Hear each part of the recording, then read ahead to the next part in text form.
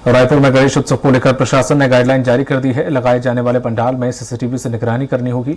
साथ ही एनजीटी के नियमों का भी पालन करना होगा। साथ ही सड़क के किनारे पंडाल लगाकर ट्रैफिक बाधित नहीं किया जा सकेगा। मूर्ति विसर्जन केवल निर्धारित स्थानों पर ही किए जाने के निर्देश दिए गए हैं। पंडाल में पॉलीथीन थैलियों का उपयोग पूरी तरह से प्रतिबंधित रहेगा।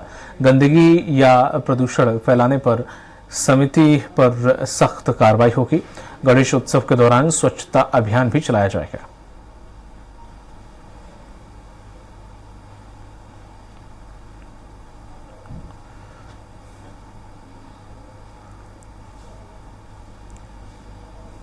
कलेक्ट्रेट के रेड क्रॉस सभागृह में मीटिंग हॉल में कल गणेश उत्सव समिति की मीटिंग ली गई, जिसमें शहर के सभी गणेश उत्सव समिति के सदस्य पदाधिकारी पहुंचे हुए थे और इसमें निर्देश दिए गए कि किसी भी रूप में मुख्य सड़क को अवरोध करके लगाकर पंडाल न लगाया जाए। साथ ही साउंड सिस्टम पर भी बात हुई कि जो भी एनजीटी के रूल है और साथ ही जो सुप्रीम कोर्ट हाई कोर्ट की जो गाइडलाइन है उसका पालन करें, पुराना अधिनियम का पालन करें।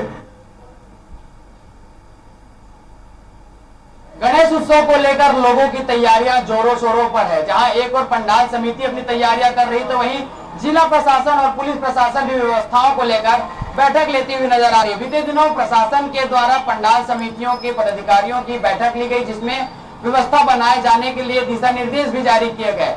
पंडाल समितियों को अपने पंडाल के सामने सीसीटीवी कैमरे जो है वो लगाने होंगे, ताकि किसी तरह की घटना या वारदात होती है तो उससे जो है निगरानी वो रखी जा सके। साथ ही कई तरह के दिशा निर्देश जो है वो प्रशासन के द्वारा जारी किए गए हैं। देख सकते हैं कि जो पंडाल वहां पर जो भी लगाए गए हैं, पंडाल समितियों को नियमों के पालन करने को कहा गया है। जो भी नियम बनाए गए हैं मूर्ति विसर्जन के लिए जो प्रक्रिया रहेगी उसी का पालन करना होगा। जहाँ पर निर्धारित जो स्थान है वहां पर ही इन्हें विसर्जन के लिए जो है अनुमति है।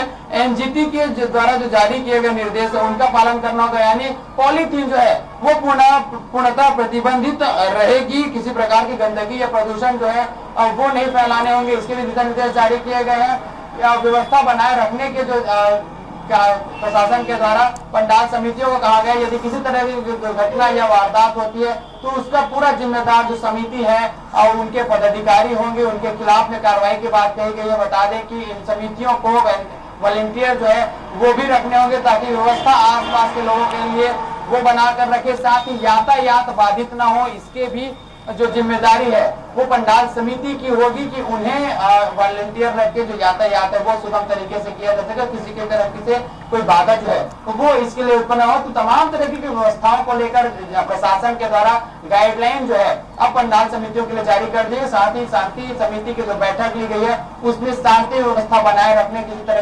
घटना या अप्रिय घटना ना हो, इसकी जो व्यवस्था है, इसकी जो ध्यान है ये पंडाल समिति भी रखे। और प्रशासन ने अपनी तैयारी भी की है। यातायात विभाग के द्वारा यहाँ पर जो बल की तैनाती भी की जाएगी, ताकि यातायात किसी तरह की बाधा उत्पन्न न हो, सुचारू रूप से यातायात चलती रहे। फिलहाल गणेश उत्सव को लेकर तैयारियां जो है वो जोरों शोरों से प्रशासन की भी और लोगों की नजर आ रही है। कैमरा पर्सन टिकेश्वर निषाद के साथ मैं गोपी कृष्ण साहू, स्वराज एक्सप्रेस, रायपुर।